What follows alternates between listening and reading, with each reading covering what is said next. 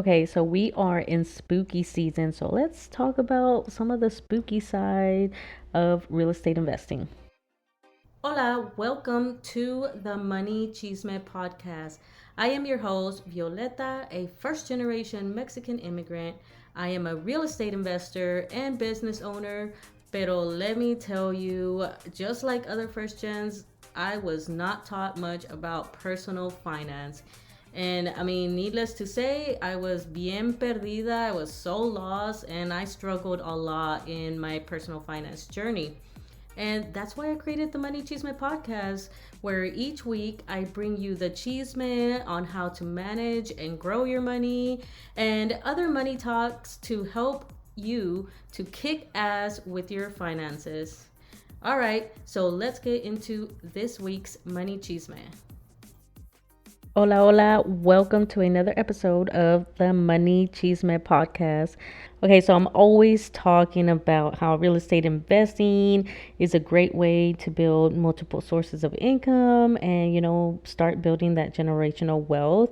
Pero, every time I post about it, I always, can see like the comments or people just talking about it of kind of this fear of actually starting real estate investing. And I get it. It could be scary and, to even think about like, hey, is this something I want to get into? And, you hear the horror stories and people are like, nope, never mind. I'm not going to do it. Especially like if you follow my Instagram or, like my TikTok, I posted of, recently how I had two tenants that I had to evict and how one of them had like basically left all of their stuff and I had to do all this stuff to like get it back to be rent ready. And so a lot of people see that and they're like, yeah, real estate investing is not for me. And so just keeping on trend with the spooky season, I want to like, just have kind of like a funsy episode of some of the kind of fears of the scary side of real estate investing.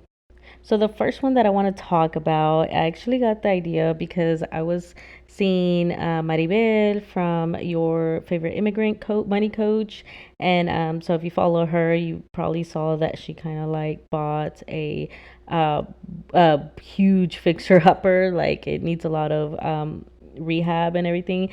But she was sharing like one of the comments that somebody, like one of her followers put on there, and it kind of like had me laughing because they had said like, what, is it haunted? And I was dying because I was like, what, like I never even thought about like when I'm buying these properties, like could they be haunted or whatever. And so I wanted to talk about that. Like, sometimes when you're out here buying these properties, like, it's kind of like doesn't cross your mind off the bat of, hey, is this property, did something happen in this property that, could be haunted? And, I kind of believe in ghosts a little bit. It's kind of, I don't know. I still don't know like what my decision is on that. But if you do, that might be something that you want to start thinking about if you decide to get into real estate investing. So I went online to see, like, what, like, are there any like haunted properties nearby, kind of. And, there was one that, caught my eye. And this one's like in Northern California, and it is the Mortuary Inn. And it's like a four-story home that used to be a funeral home. And, I mean, that it just screams haunted to me. I mean, funeral home, like straight off the bat, like haunted. And, this house, actually inspired the novel The Mortician's Wife, which I think is like a movie as well. Like, I swear I've seen it as a movie, but I haven't seen it. But I swear I saw like somewhere, maybe on like Amazon Prime or Netflix or something at one point. But anyways, so this is the house that inspired that novel and possibly movie. Now, this house has been sold like several different times, and like at some point it was like almost 900,000, but then like the latest one was like less than 100,000. So like, why did it have such a huge drop? Like, did it have so many issues? or was it because it's haunted and that makes it hard to sell? But like looking this property up, I saw that, former owners were like apparently confirming that it is haunted. And but some people go out and look for haunted houses. And one of the previous owners actually, saw an opportunity and, went and purchased this property and decided to do kind of like a bread and breakfast kind of deal. And they call it dead and breakfast. Like, sounds like so much fun. Like, would you have stayed in this bed and breakfast? I mean, if it was closer to me, I think that's something I would have done. Like, I think I would have stayed on there because when I was like doing my internship, I was traveling on the East Coast and I went to Charleston and I did the like midnight haunted tour at the old haunted jail, which by the way is another one that some investor, bought and now like does tours in the middle of the night. And I was like, you know what? I saw that tour and I got motivated. And actually, looking back, I actually did like a boat haunted tour as well, and that was fun.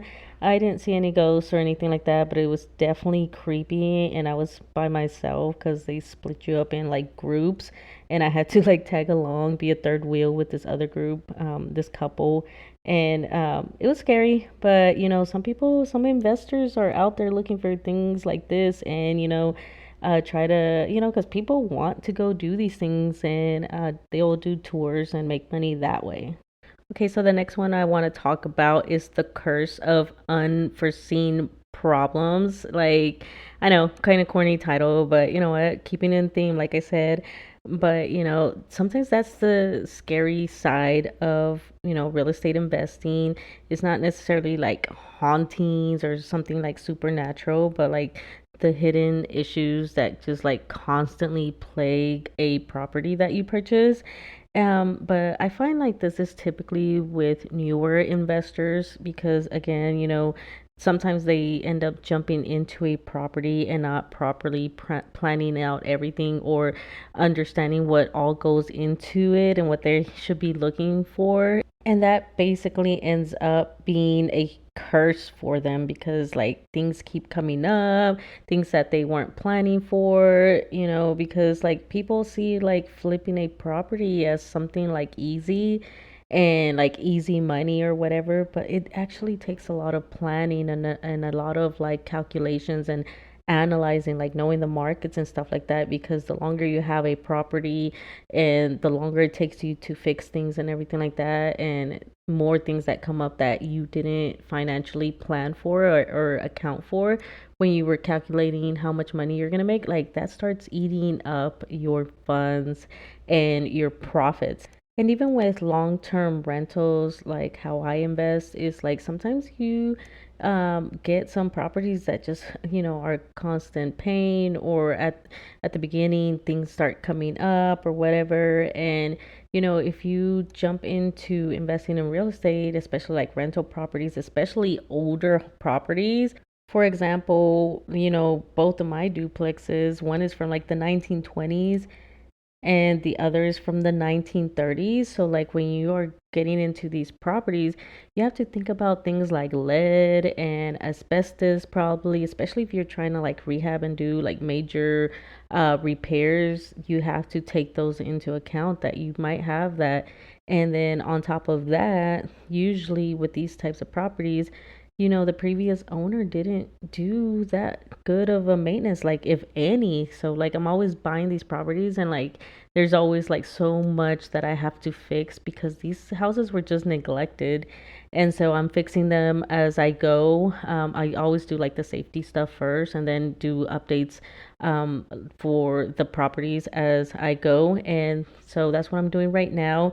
But if you don't know this, when you buy these, like you're gonna feel like you just been cursed, or this property is cursed because things keep coming up, and it's just because you just didn't know what you should be looking for or what to expect when you find these properties, because you see this and you're like, oh, it's a good deal because I got a good deal on these properties, but that's because they're older homes.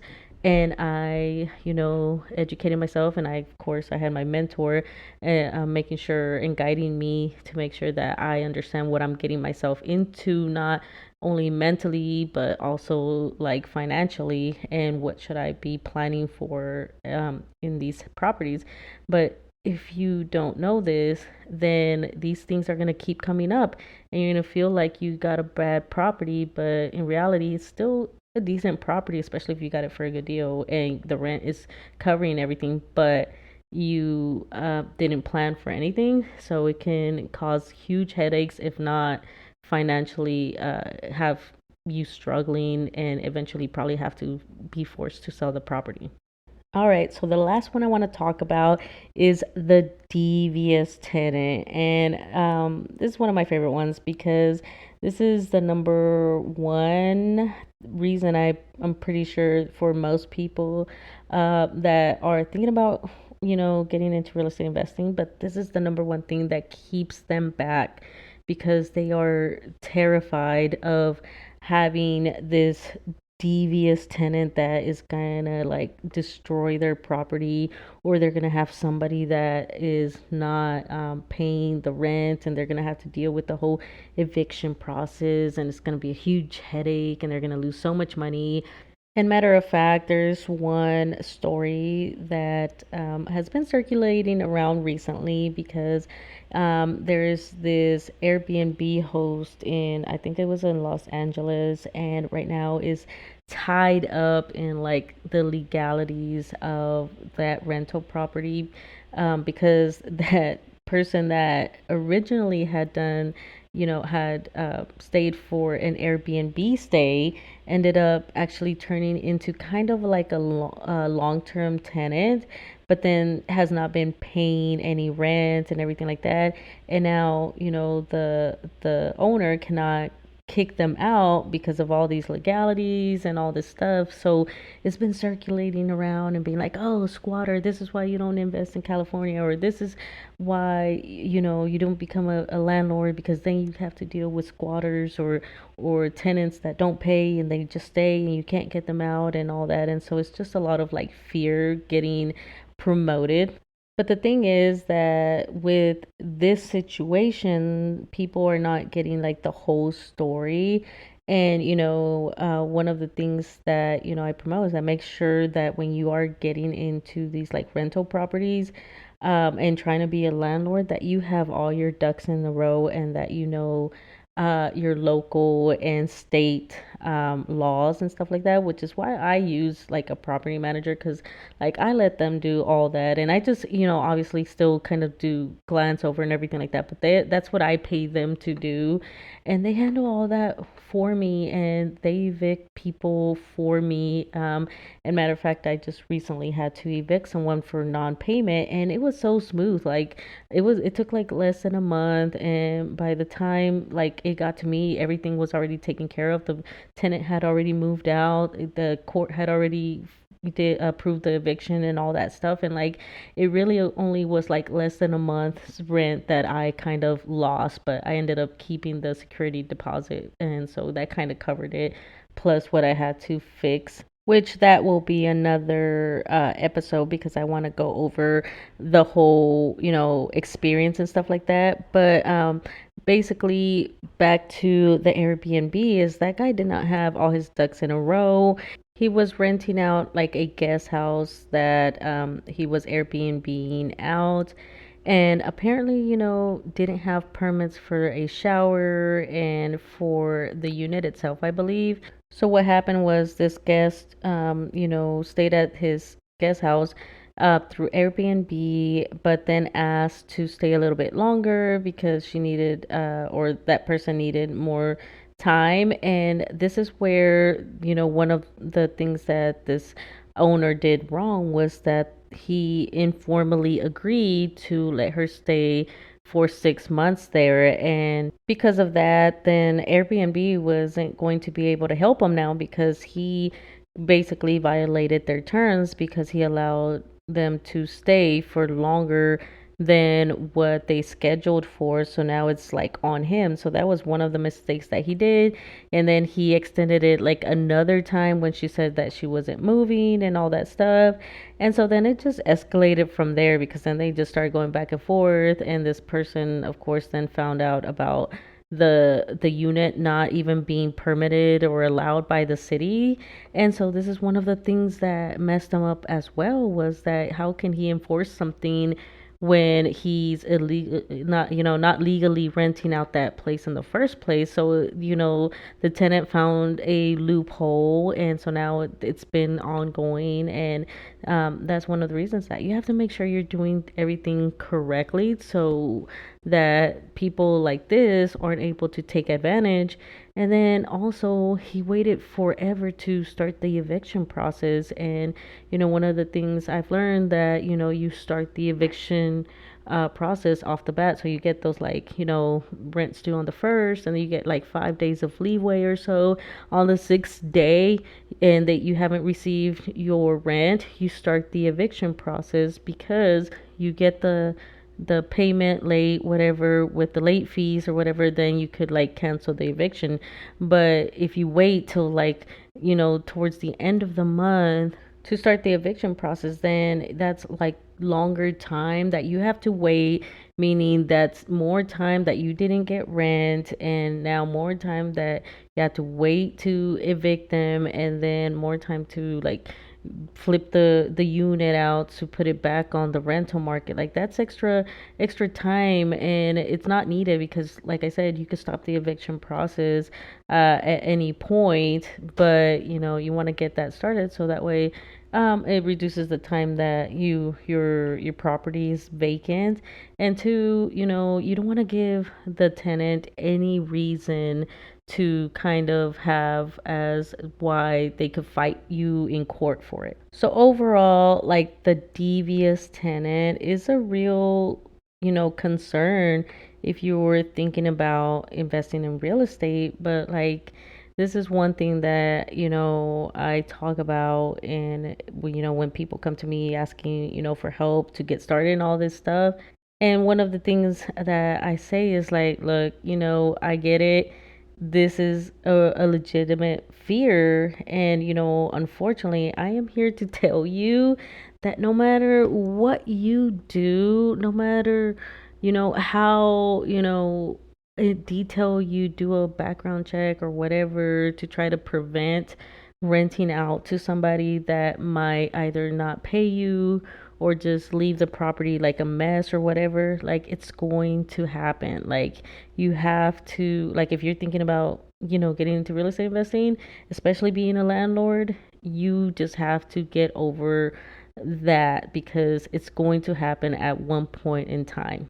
And throughout the 10, 11 years that I've been a landlord, is that, I've had it happen 3 times already, two in the last month in September. So if you've been following like my Instagram or my TikTok again, is you would have seen, that I just had to evict 2 tenants. One, because she was getting violent with my other tenant and my property manager, and then the other one was for non-payment, and I had to evict them.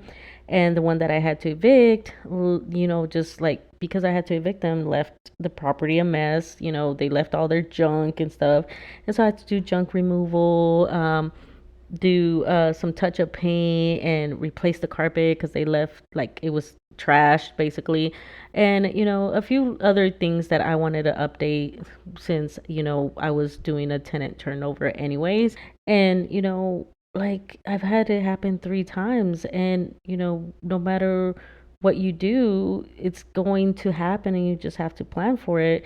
Because the one that I let her break her lease, she was paying her rent on time and everything like that. It's just I had to think of the safety of my other tenant, and also of my property manager. And then the other one wasn't paying towards the end. Like, they started off paying, and I don't know what happened, and they just stopped paying. And and the first time that I dealt with it, the same thing happened.